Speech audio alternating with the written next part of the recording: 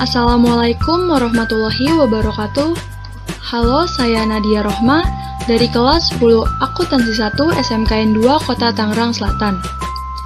Saya membuat video pembelajaran ini untuk pendidikan Pancasila dan Kewarganegaraan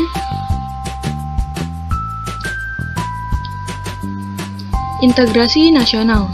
Integrasi nasional yaitu usaha dan proses mempersatukan perbedaan-perbedaan yang ada pada suatu negara, sehingga terciptanya keserasian dan keselarasan nasional. Integrasi nasional terbagi menjadi dua, yaitu secara vertikal antara pemerintah dengan warga negara, dan secara horizontal antara warga negara dengan warga negara.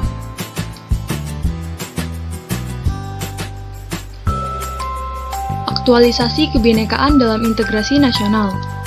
Dalam bidang politik, setiap warga Indonesia memiliki hak yang sama dalam pemilu dan kedudukan legislatif.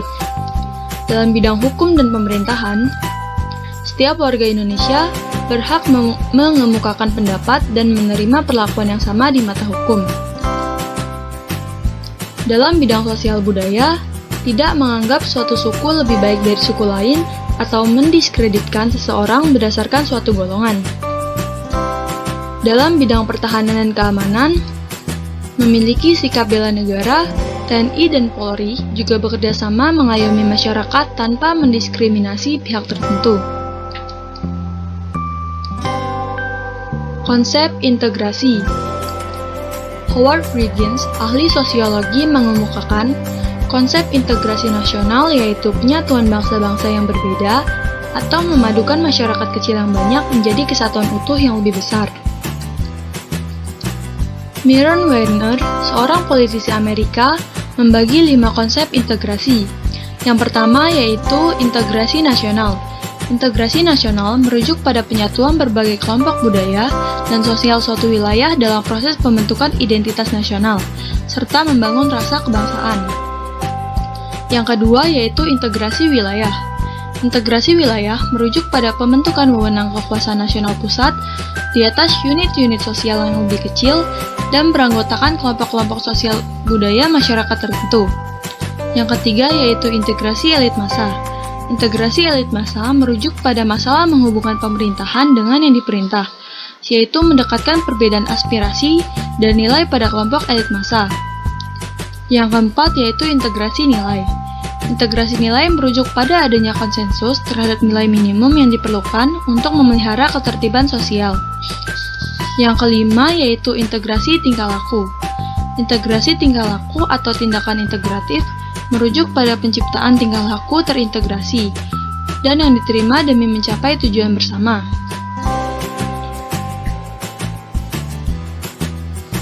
Syarat integrasi dikemukakan oleh William F. Ogburn dan Meyer Nimkov, Mariati dan Suryawati 2014. Yang pertama, anggota masyarakat yang saling menjaga keterikatan untuk memenuhi kebutuhan. Yang kedua, keberhasilan menciptakan kesepakatan bersama mengenai norma dan nilai. Yang ketiga, norma dan nilai yang berlaku dijalankan secara konsisten. Konsensus integrasi nasional. Melalui kesepakatan Sumpah Pemuda 28 Oktober 1928 melahirkan konsensus mengenai yang pertama, tumpah darah yang satu yaitu tanah air Indonesia. Yang kedua, bangsa yang satu yaitu bangsa Indonesia.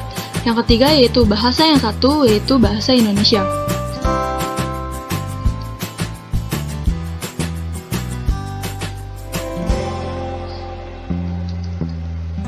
Faktor pembentuk integrasi nasional terbagi menjadi dua. Yang pertama ada faktor pendorong, meliputi yang pertama sejarah, senasib, dan seperjuangan. Yang kedua keinginan bersatu. Yang ketiga rasa cinta tanah air. Yang keempat rasa rela berkorban demi kepentingan bangsa dan negara. Yang kelima konsensus nasional. Selanjutnya ada faktor penghambat, meliputi yang pertama, wilayah yang terdiri atas ribuan pulau dan dikelilingi lautan luas. Yang kedua, sikap anti toleran terhadap perbedaan kebudayaan dan kesukuan. Yang ketiga, ketimpangan dan ketidakmerataan hasil pembangunan. Yang keempat, demonstrasi massa. Yang kelima, masalah SARA. Yang keenam, etnosentrisme. Etnosentrisme yaitu pandangan yang berpangkal pada kebudayaan sendiri, disertai sikap meremehkan kebudayaan lain. Tantangan dalam menjaga keutuhan NKRI, yaitu ada tantangan eksternal, yang pertama pemanasan global, yang kedua terorisme global, yang ketiga dinamika lingkungan strategis kawasan Asia Pasifik, yang keempat perbatasan antar negara. Lalu ada tantangan internal, yaitu mengawal keutuhan dan persatuan negara Kesatuan Republik Indonesia.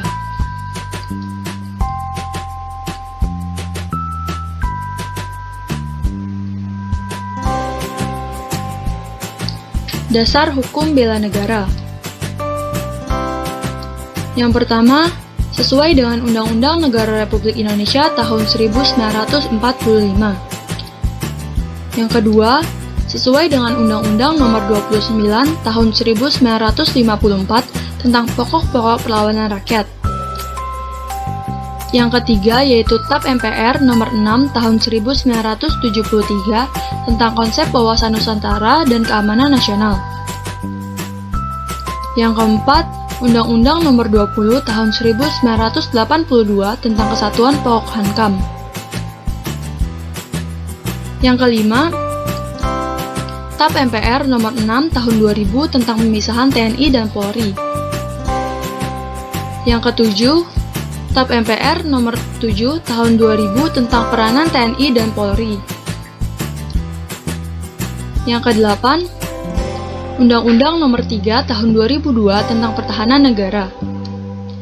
Bela negara sebagai hak dan kewajiban diatur dalam Pasal 9 Undang-Undang Nomor 3 Tahun 2002, dan keikutsertaan warga negara juga tercantum dalam Undang-Undang Nomor 3 Tahun 2002 Pasal 9 Ayat 2.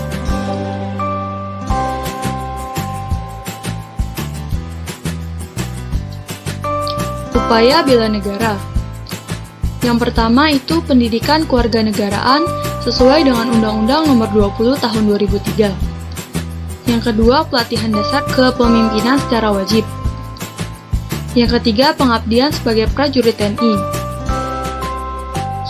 secara sukarela atau secara wajib. Dan yang keempat, pengabdian sesuai profesi. Bela negara sebagai bagian pertahanan negara. Pembinaan bela negara berdasarkan BPPI 2015 bertujuan menanamkan nilai-nilai bela negara, sehingga warga negara memiliki kesadaran dan dapat mengaktualisasikan diri dalam kehidupan berbangsa dan bernegara. Pembinaan ini juga diharapkan dapat menangkal paham ideologi dan budaya yang bertentangan dengan kepribadian bangsa.